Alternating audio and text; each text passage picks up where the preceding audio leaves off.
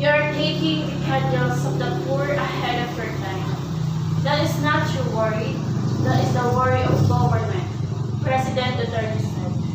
I am Cherry Pamulagan, and let me enlighten your mind about my topic that is all about the youth of our generation. Youth are unripe. The ignorance is creeping, and human ideology suggests that they are ready to make decisions out of control and obliviousness to the power structures. However, the world also tells them to be the hope of the future, to be the change of the culture. They were birds that are labeled to be the epitome of freedom and aspiration, but are actually being caged and shut out of this ambition.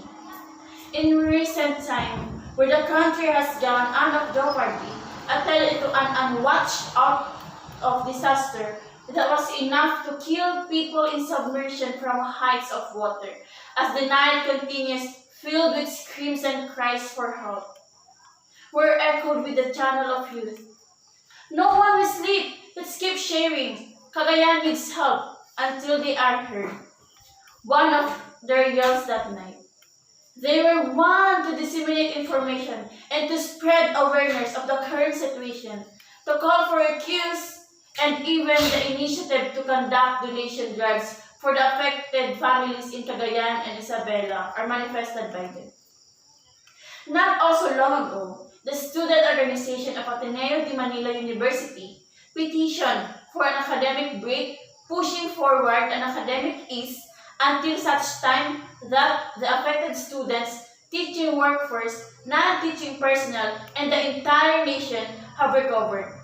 Not to mention, until the national government finally needs the people's demands for proper calamity aid and pandemic response. In President Duterte's nation address last November 15, he remained unfazed and responded that they are free to go and he will stop funding for them since he accused all they do is to recruit communists and amidst this hour wherein Filipinos are in need of funds from unionism. A division and a threat to war are prevailed in its place.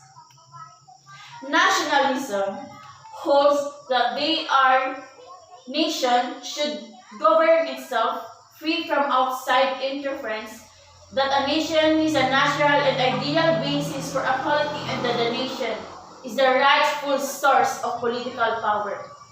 Nations are regularly reimagined by young people who often offer visions of nationhood counter to those constructed by older generation and transmitted through such mechanisms.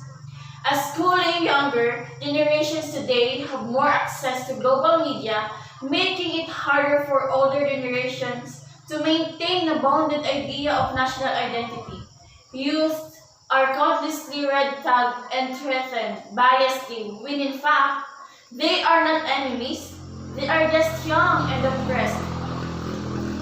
A ringing phone of the whole country's call for their rights that are not given, waiting to be answered. In a struggle for true liberation, they should leave no one behind.